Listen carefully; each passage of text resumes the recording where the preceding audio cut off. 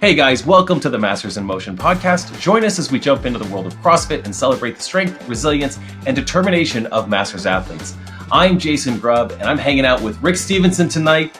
Hey Rick, I'm sorry that we were delayed this week, but thanks for hanging out. I was driving through all of the winter weather to get home, and I made it, but we are recording this on a Thursday night. How's your week been so far? What have you been up to? It's good to talk to you, good to catch up. Thank goodness some of it wasn't recorded as we were catching up today, so we'll just keep that among friends. But like, 90% of the country and what you experienced, we're still at a deep freeze. It's been brutal. Yeah, I'm done. It's tough. It's tough to go outside and do anything, period, just to get to the car. Anything. You know, one of my friends, a friend's acquaintance, his name's Dave Driscoll, and he owns, I think, CrossFit Wanderlust in Bali. Wow. So I follow him online, and just every day is beautiful. Every day's a vacation down there. I think it rains sometimes. I think there's a rainy season, but man, I just think we should be moving to Costa Rica or Bali. I don't know. I've got it's. I was going to say I've got two for you. Friend of the show, Cheryl Frost. This is the time of year where she'll post a sunset, a beautiful Hawaiian sunset, and we'll all be back here coming in from the cold, cringing at that scene.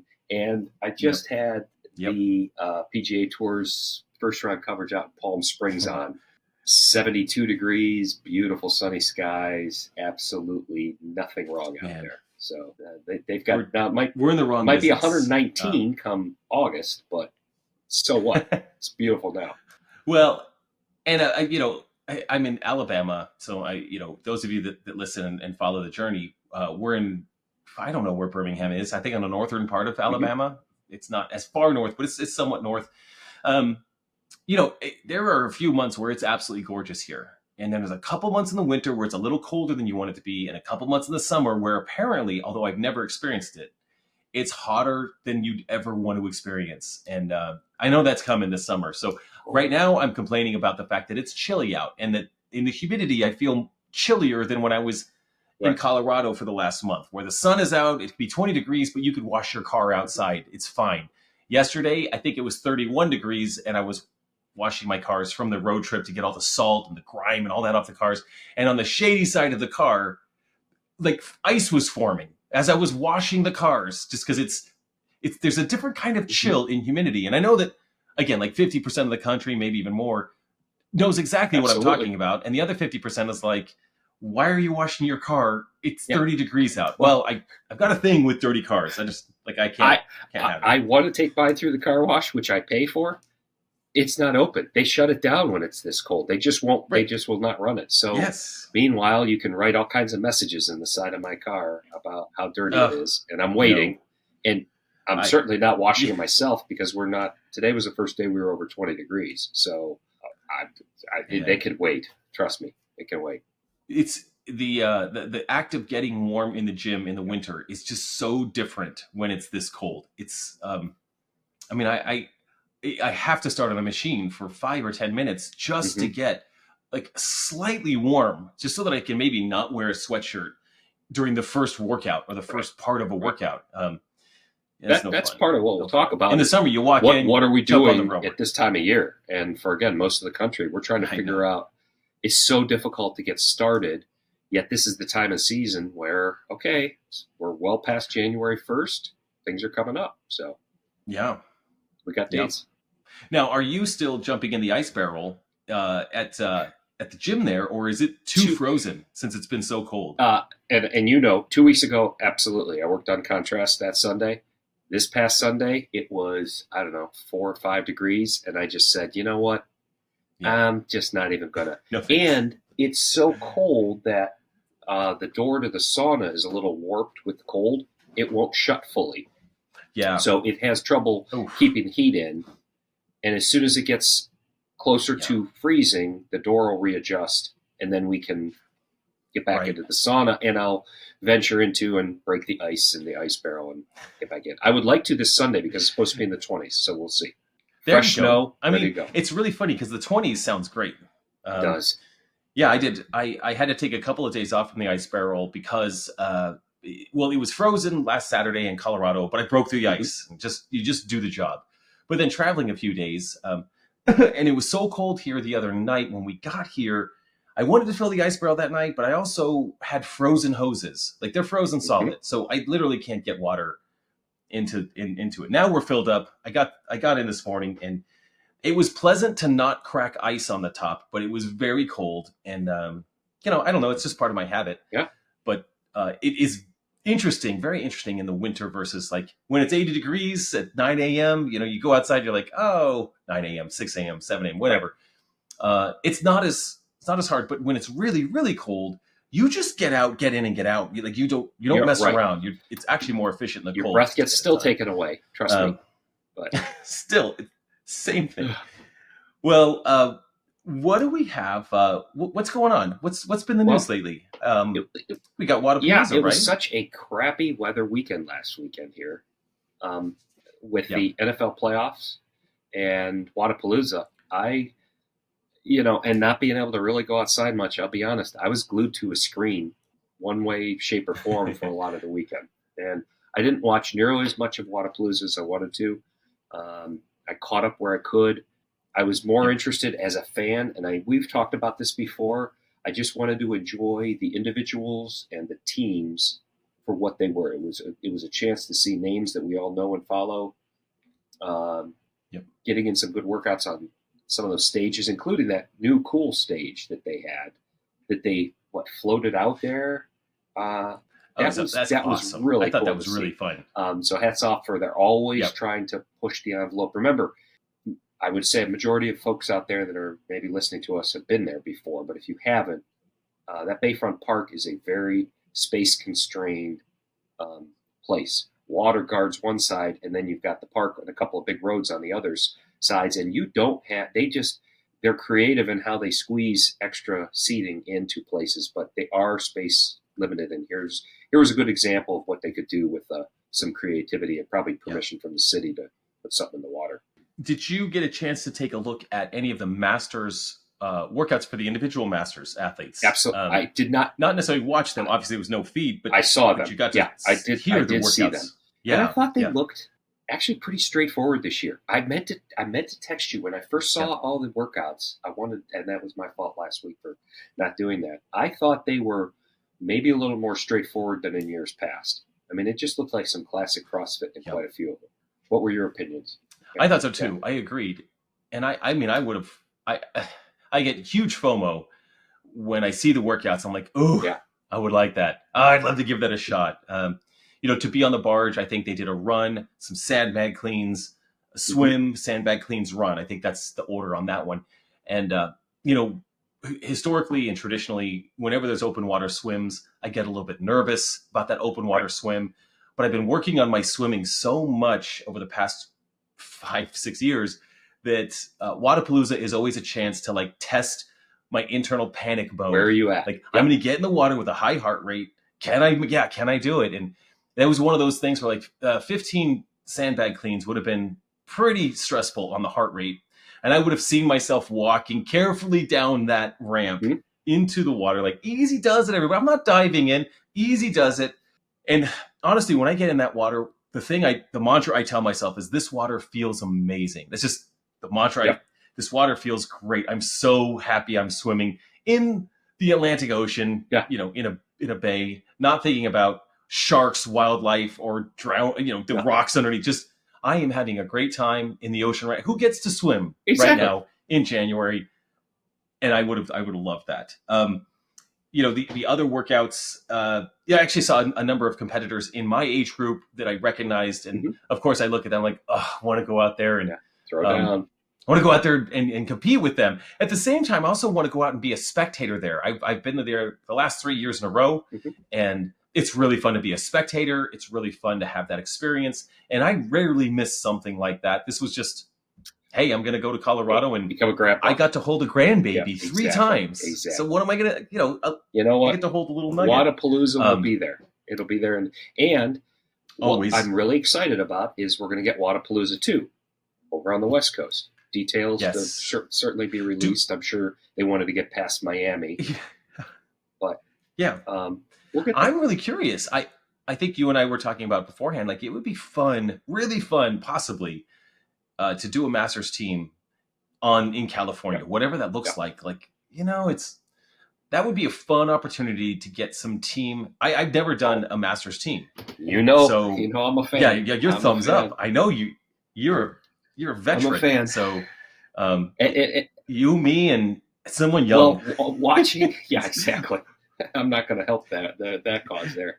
Watching some of those higher level individual athletes form teams and the camaraderie that they had, and that's only from what we see. I can't imagine the shit talking that was going on behind the scenes and the goofing around because they all are so used to being solely responsible for themselves and what they do. And here's a little off script work with some friends, or you're getting to know some guys that you might not normally hang out with and work together. Yeah. Wonderful. That's what the whole idea of that is. And I'm glad they separated 2 days and 2 days.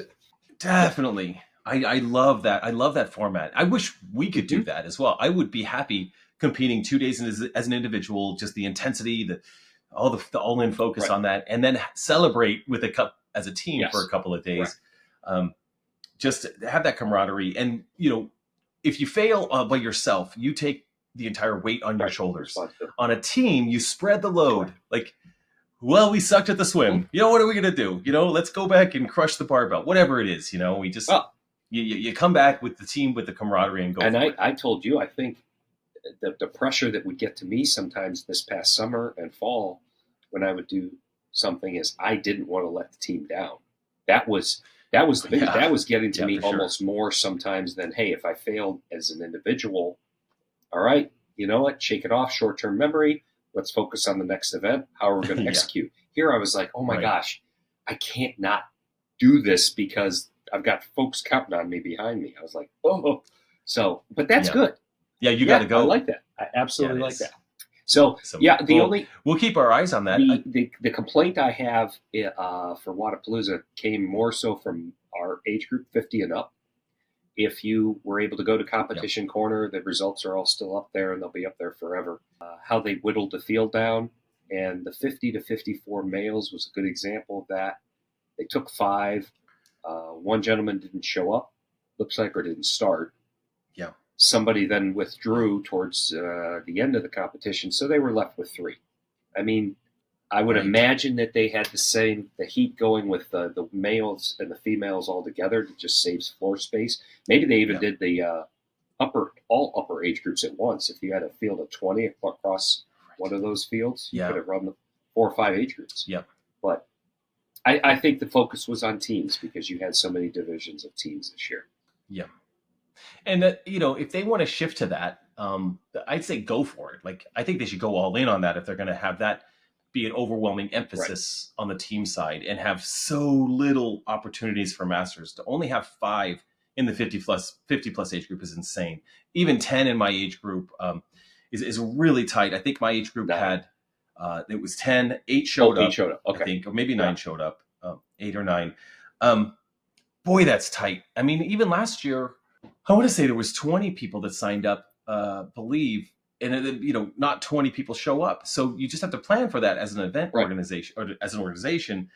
But to have such small numbers, and I don't know, were the payouts the same? So if there's only 3 athletes showing up in the 50 plus, does the first place still get I don't know cash how prize? We would figure that out. I don't know if that was made public or not. Yeah, you've got all the contacts. You could reach out to. I'll message some people. Unnamed folks that were at the top of certain leaderboards. I think you know who they are. Yeah. Yes, absolutely. Actually, quite a few guys I could ask. Yeah. I know all these guys. So as far as congratulations in the 50 plus age group, there was a Boulder athlete, Rodrigo, who's been at Masters Fitness Collective. He was at Legends Championship and out to Wodapalooza. The guy is just crushing it. But he was able to come up from Chile, compete, and then head back home. And I admire guys that have. I mean, he's a surgeon in Chile. That's what he does. But he still finds time to train and then travel to all of these competitions. It's just the sweetest guy. And Tony Kurtz won my age group, so that's pretty fun. I've competed with Tony, and he's just a monster of a human being, very talented. And then Rudy Berger, I think, won his 40 to 44. I don't know how many times he's won Wodapalooza, but he is winning a lot of things right now. So good for him. Crushing it. Those are the age groups. Like I kind of know the guys above me, or at least just in my peripheral. I see those guys, my age group, and the younger age group that's coming up, and I'm always paying attention to kind of where those are going. But all the athletes out there had a great time. I'll do a shout out to the ladies. I feel bad because I'm a fan of this sport, and I ran through the leaderboards, the entire fields for a lot of the ladies age groups 35 and up, and I had trouble recognizing a lot of names. So shame on me, but hats off to if this is like a new blood, if you will, of ladies that have actually taken the time to qualify, travel to the competition, show up and compete. That's good, and that's maybe because not all the names that we might know decided to compete this year. So good for them. And maybe I'll be a little more familiar with some names, and we'll meet some more at some of these future competitions. But I was at a loss. I guess that is the fun part about being masters athletes, because you do have some people that show up that were not on the radar, right? There's guys that we see every year, guys and girls we see every year, longevity athletes, been around forever. But then you have some wild cards that sneak in. Like, I was a wild card when I showed up in 2018. And so there's always wild cards out there that could just, they need that shot. They just cross over and then boom. They need that shot. They need shot, live competition, not fitness in a box or in front of a video camera, which is a segue to. And that is a good segue. The well Open. Done. How about that? That was nice. There we go. Nice. Yeah, that was nice. That was beautiful. I knew you were segueing too. That was beautiful with the fitness. We practiced this. No, we don't. Not even close. Yeah, we did. It was a 3, 2, 1 and segue. Snap. Here we go. So the Open is coming. We're I believe 6 weeks away. I think that's precisely 6 weeks from February today. 29th. We will know what the Open announcement is. Which is going to be it's going to be super fun. I mean, I always look forward to the Open.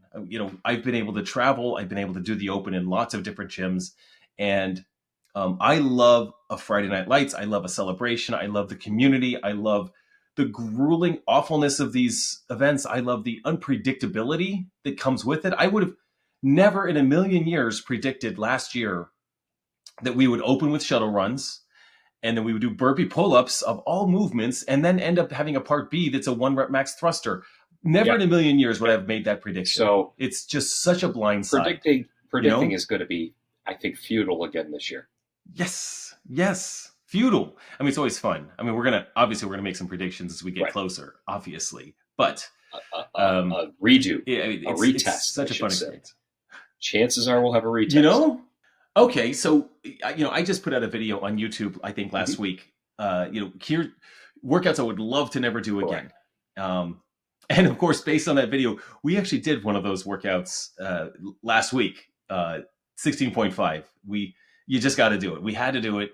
But if you had a workout that you would maybe love to see again or hate to see again, do you have a couple that come to mind? I know I put you on the spot. Yes. I'm going to say, give me a second. I'll turn it back over to you. I'm going to answer one, but then there's another one that I need to look up real quick. And it just felt awful, and it took forever. But generally, the way the Open had gone for years is you knew you were going to see thrusters and pull-ups in some combination or form at the end for the final week of the Open, week 5. Or when they truncated it week 3. And we've seen variations of that, especially with iteration of pull-ups, chest to bars, and bar muscle-ups, I think a couple of years ago or something like that. But, Fran is a workout that doesn't take a long time.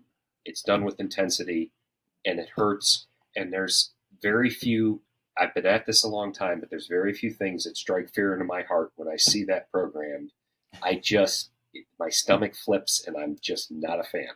So any of the Open workouts, to answer your question, that involved thrusters and rowing, thrusters and burpees, thrusters and pull-up ladders, 3-3, 6-6, 9-9, something like that. Yeah. I just I have had in the past trouble getting my heart rate regulated. It would spike. I'd get close to red line, and then I'm a mess. It just hurts.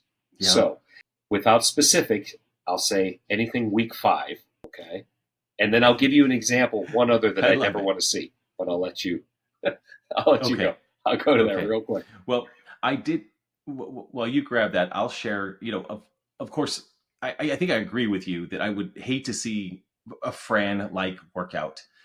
It's the couplets. I realized that after I created the video, I published it, and one of the comments was, "Hey, these are all couplets, by the way." And a lot of the open workouts are couplets out of simplicity. I think the ease for gyms to run these workouts, having the couplet was really easy.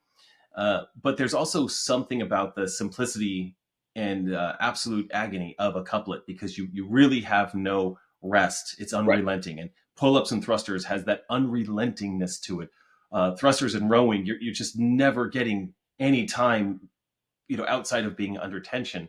So I do agree that really any of the thruster workouts that I wouldn't mind seeing. Now, I'm just going to say which thruster workout I'd be okay with. I'll just do that because I think I could select. If I was to say what workout do I want to see them bring back, I love the Diane workout. So deadlifts, handstand push-ups into heavy deadlifts and handstand walking. Of course, I love that, but those cater to things I'm really good at. Yeah. So I'm just going to throw that out there. Of course, I want that one. Okay.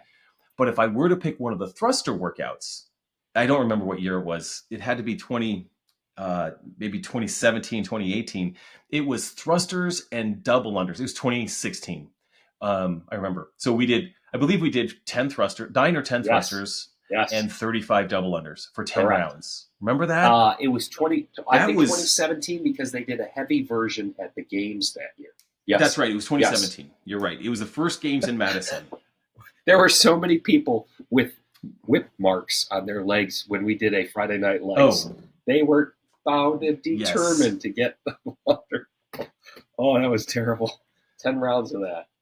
Yes, that's a pretty high level skill to throw into the open. And then since then, we've had lots of double unders in the open. I guess we have historically as well, but to have 10 rounds of that, it's 350 double unders. That's a pretty good amount, I would say, in general. But if there was, again, it's just the caveat is I don't really want to see that workout. But if we had to have a thruster workout, I'd take that one because the double unders gave you a very different stimulus, a ever slight reprieve. And still, as they would say, efforting this answer, and I don't know. Still efforting the answer. I can remember. We had back squats and we had wall balls.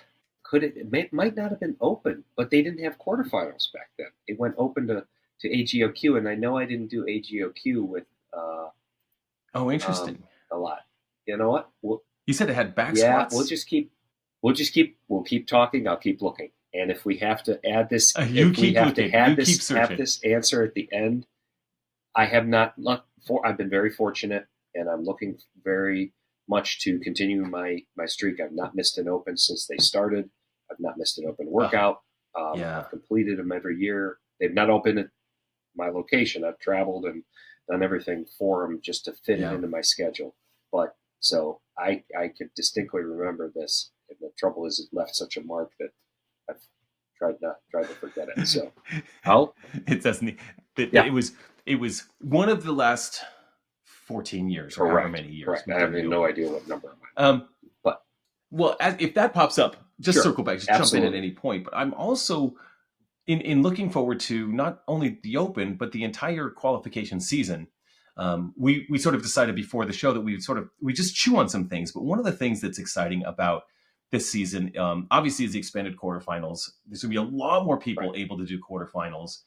Quarterfinals are consolidated for the individuals and masters, and I believe teens as well. All the age group athletes, all the athletes have quarterfinals together, and we will have the same workouts. So, there'll be those athletes like, I don't know, maybe Sam Dancer or Sam Briggs, which they're just on that threshold of they might qualify as individuals or masters, and they can compete and see where they end up. They might qualify for semifinals for both.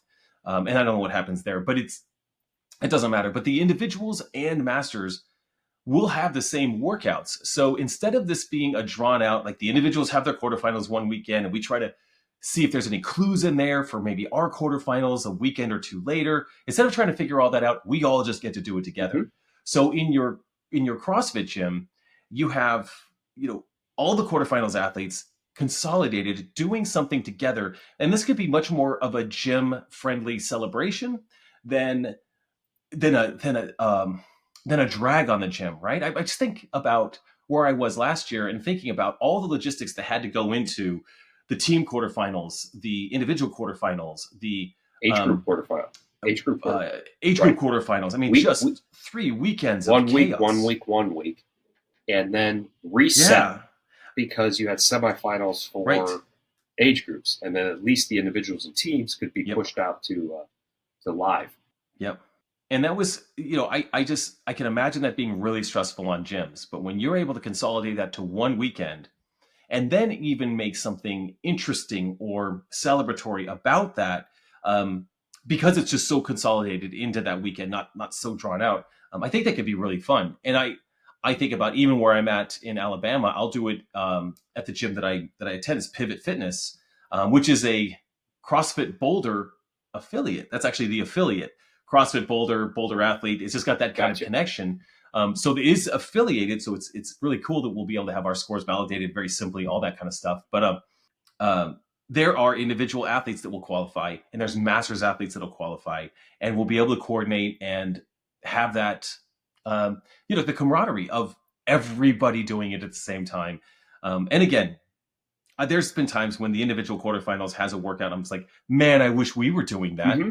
Well, we're all doing it. So there's no FOMO. We're all doing it. Whatever gets dished out, you're going to have Justin Medeiros doing it, Rick Stevenson doing it, and, me and Kevin Coaster and Sam Dancer. Whatever, everybody out there. And Sam Dancer and Sam Briggs. I mean, if we're just to bring up we can just list off the names. I mean, Emma Lawson will be doing the same workouts, and Tia Claire Toomey will be doing the same workouts. Right. So anyway, just for fun, but that's really going to be an interesting weekend. And the other interesting thing I think about as like a masters dude is like, man, our strategies in those workouts will be unique and different than the way that a 25-year-old will approach those workouts. It's very different stimulus, different approaches. I think all that'll be fun. Like when you see someone give out tips for the quarterfinal workout number one, careful. There's going to have to be some context. Yeah. Who are those tips Be for? Careful. Are those for 19-year-olds or 36-year-olds or 54-year-olds? Because those are very, very different tips. Anyway, I'm getting on a rant there, but it is an exciting season. And semifinals will be its whole thing. That's where the stress comes in. Everything until then is fun. Might have been a quarterfinal workout or something. I can't remember if it was open or quarterfinal, but we watched Mal O'Brien just absolutely kill it and put up a time that you had to say it was almost detrimental to watch her do it because it was nowhere near the way that the majority of age group athletes were going to go and execute that. I forget which one, but it was ridiculous. Yep. And then she wasn't the featured athlete, but her video showed up a little bit later and you were like, holy smokes. Yeah. That's not how ours looked. Yeah. Not even close. It's very similar to watching the open workout. When we watch like an open workout, you've got like last year, we've got Krennikov and Vellner doing a workout, and watching them do it is not a good example for how we're going to approach that workout. So it's always the same. It's always the same. You watch the open announcement, you're like, oh, this doesn't look that bad. It's just box jump overs and handstand or wall walks and dumbbell sets. It's going to be so easy. And then it punches you square in the jaw because. And as you get older, I'm sorry, it's just getting a little more difficult. Doesn't mean we can't do it. It just means it's a little more difficult. That's all. I still think of what we're all doing at our ages, and it's a celebration of fitness for everybody involved. Yeah, because I feel bad saying it. Just go into your Walmart and look around, and there are not people wall walk capable. Let's just put it that way. Yes. I'll put that. And during my travels this week, I saw my share of Walmarts, so I'm very acutely aware of the individuals and experiences of people. as we progress into 2024, there's still these things that are unknown, right? Mm-hmm. And I think that's one of the things that I think I'm still looking forward to. Like I don't mind a story that unfolds over time. Like Mm-hmm. I want to know all the details about the Masters CrossFit Games. I want to know everything right now. I want to know everything yesterday. At the same time, I'm really excited for what's going to come. There's a lot of things we don't know. We don't know location. We don't know, the time of year. We know that they're all going to make decisions that work well. But man, I can't wait to learn all of that and start to make plans for that. Another thing I'm looking forward to I'm looking forward to, and then I'm going to stop talking. Sorry, it's been going on this rant now. But I'm also looking forward to the fact that there's going to be 40 athletes in our age groups, and of course, a little fewer athletes in the higher, older age groups, but still so many athletes going to the CrossFit Games. It's going to be a massive event for Masters, and I'm as things I'm looking forward to this season. I can't wait to see, even though it's a transition year, and I have my expectations set as a transition year. It's fine. Mm-hmm. It's still going to be massive, and that's amazing. Correct. I was going to say my excitement starts with the Open, just because it involves a community, and I'm really proud of the association that I have with the gym that I'm at. And whereas most people will then go back to doing class and what they've signed up for, which is promote general health and wellness and not worry about competition, we'll move to quarterfinals, and it will be exciting. The numbers will be down across a lot of the gyms, but we'll take Boz at his word this year that they're going to be a little bit more sensible in the floor layouts, make it a little bit more friendly for affiliates, like you said, especially with bigger groups going, and it won't be as much of a distraction to the affiliate owner that with the longer competition window, I've got to upend X number of classes just to try to allow a small subset of competitors time and space to do what they need to do. So I am very much looking forward to the Open, which felt like forever ago when we were at Legends, but now suddenly is right around the corner.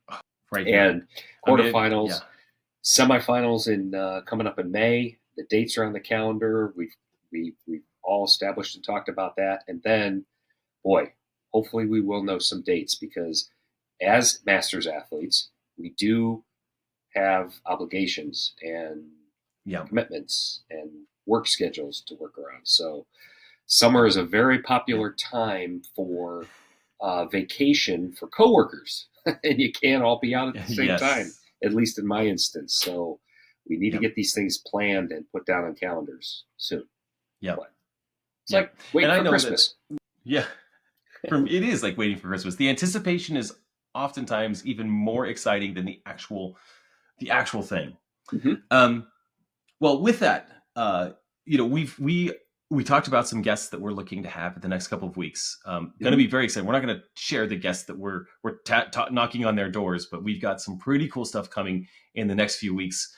And then all of a sudden we'll be talking about the actual Open. And I'm sure we'll slightly modify our publishing schedule around that time so that we can have some fun with that. We probably will. We have no plans. We're good. We're amateurs making this happen. But, Rick, with that in mind, I was thinking about asking you about your pick of the week, if you are ready for that. Sure. All right. I'm ready because I'm ready to be laughed at. I'm a few weeks into my Nano X3s, which the CrossFit world then reels back and goes, hey, dude, they just released X4s like last week. Yes, that's true. I'm usually not a trendsetter or first to anything, but I was ready to break these in, and early on, I want to say these I think are maybe in my top 2 favorite Nano versions, and I have not missed many. They're extremely durable so far. We've had enough opportunities. For me, durability all comes down to rope climbs. Do I come off the rope, and are they shredded? Yep. It's plain and simple. And I know they've made improvements. A lot of these shoe companies are getting, if they're in this space, are getting very smart about where stress areas can be on a shoe and what to do without compromising the fit and feel and functionality of them. So these have been pretty durable. They feel pretty good on running. Again, I haven't run outside as much as I should because of the weather, but inside, whether it's shuttle runs or on the air runner, they feel good. And there's enough stability that I don't find myself switching to lifters very much unless it's a very close to a max effort of a squat or something where I want that platform. Again, novice talking here, but I know what feels good and I know what works for me. So that's my point. I got X3s at the games this year from Reebok, and I will say that it was one of the absolute. I mean, they were absolutely amazing for me, and I've been beating the crap out of them since then, and they're still holding up. My blue, I've worn them through 2 additional competitions, hundreds of rope climbs, and you're right. When I do good rope climbs, I smell burning rubber as I'm coming down the rope. Like that's just kind of how I do it, and they're holding up. So I'm a fan as well. I just wanted to put a pin in something, Rick, for us. I think we should talk about on one of our episodes, like our favorite gear. I don't think we'll need to endorse, or we're not looking for sponsors. I think, like, what grips do you love, and why do you love those grips, and what belts do you love? What have you gone through, and what do you love? What about your lifters? Your current lifters, your past lifters. I think it would be fun to talk through some of those, not necessarily because the brands are, I think we'll share the brands, but like I can talk about lifters and why I really liked the lifters from 2018 because of the thickness of the heel, and why I really like my Noble lifters because they're aesthetically beautiful. We could talk about, we'll have to do that. I have no problem. I think what might be interesting is there are probably a lot of folks out there that are much more gearheads, if you will, than us. And when I find something, I tend to stick with it for quite a while until it wears out, and then I'm 2 or 3 iterations behind something. So I would absolutely love to. But the simple, the changes in technology in what we have to work with equipment wise in just the span of the time that we've been in the sport has been pretty remarkable. So I think that's a really good idea. It'd be fun. I mean, literally, just bring in your bag. I'll bring in my bag. You go, I go. Just pull stuff out. Let's do that. Yep. Okay, so we'll do that. That's for the YouTube. For those that do watch on YouTube, they'll like that. Yeah, so we'll have to describe thoroughly those that are only listening. We'll use very descriptive words. Can I tell you a good one here? I throw YouTube TV, or I throw YouTube up on the TV this past weekend to go find something that I wanted to show the kids, and our last episode happened to be up there. And as it started, our faces were right there. And I want to tell you, if I could have recorded the look on my 3's faces, like, oh, Dad, geez, that's you. Come on. I'm like, obviously, my face is not out there as nearly as much as yours, but they were like, oh, God, what are you doing on TV? Guess what? Every week we put out an episode. I need to record their faces because they were less than impressed. That would be great. It's okay. We're having fun. There's this guy on TikTok that he actually has, his whole TikTok channel is things that you're not supposed to do as a parent of a teenager. And he'll just list things like send text messages, or talk on the phone. Like, you're not supposed to do that as a parent of a teenager. You are not allowed to talk on the phone or express your opinion in any way about anything. Anyways, he's really fun. He's really monotone, but it's really funny. Like, for you, Rick, as with your children, you are not allowed to show your face on TV in the house. On a big screen. No, maybe a phone is one thing, but when you turn the TV on and then there's your face up there, they were not happy about that. So not impressed. That's okay. That's all right. Okay. Well, I will share with you an what's your goodie for me. So I've gone back and forth on this. I've been really trying to focus on my sleep quality lately. So I just, every once in a while, I just kind of, what can I do to make my sleep better? And, we had Thirdsy, the founder of Thirdsy was on with us quite a few weeks ago. That was really eye-opening, really great. So I like supplements, all that stuff. I try to go to bed at a decent time. limit what I eat before bed, all of that. But, I do look at screens a lot. I'm either watching YouTube in the evening or a show on television, or I might be glancing at my phone. Like 99% of the time I'm glancing at my phone. So I have two different versions of blue blocking glasses. Okay. These look really weird. So if you're on YouTube, you can see like these are very, very orange. And they really negate all of the blue light coming through the screens. And I have another set that claims to get rid of the blue light, and these are just a little less. You could pass off dark. those as regular glasses. Yeah, absolutely. Yeah, they just have a slightly yellow tint. So anyway, I keep those. I wear those, when I'm working on a computer screen during the day, and in the evening I try to put them on. I've read mixed reviews on whether blue blocking glasses actually have any positive effect. I've heard, I believe Andrew Huberman, who I really trust that guy. I believe that he mentioned wearing blue blocking sunglasses or glasses, whatever, before bed, or ultraviolet light blocking. But then I've also read reports that are like, it doesn't do anything. I mean, the minuscule amount that it matters just doesn't matter. Just get off your screen. So probably the best practice is, don't get on the screen. There's all kinds of anxiety and dopamine and stuff that gets released with that we don't need. So that's one. But if you are going to get on a screen, I really like these. So I'll tell you the brand on these. It's called Swanwick. It's Swan, SWANWICK. So I'll have a link for these. They're not inexpensive. I think these were $50 or $60 for each pair. And I bought them years ago. I just pulled them out of the archives. But I'm testing it, and I would say over the last 2 weeks that I've had these on in the evening, I feel like my sleep scores are better. This is purely subjective for me, but it doesn't bother me to put them on. So I put them on. It's actually part of a rhythm and routine. I've got my glasses on. That means I'm getting ready for bed. So maybe that's part of the placebo benefit is that my body's like, hey, okay, we're dialing it back. We're not working right now. We're gonna chill. So that's it. I'll put a link in the notes for those. They're kind of fun, but I mean these orange ones are really something. You look like somebody I should know on TV or something like that. Yeah. So Rick Rubin, if you know Rick Rubin, he is a music producer with just crazy white hair. He always wears these glasses. He looks very cool. I look very silly. So see, okay, wear them for your kids. That's it. Well, Ricky, it was good to see you, man. Great to catch up. Likewise. And we've got some fun stuff coming in the next few weeks.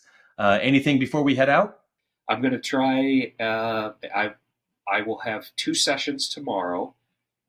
Yes. Yours will be the second session, and I am afraid that my first session will be shovel for time.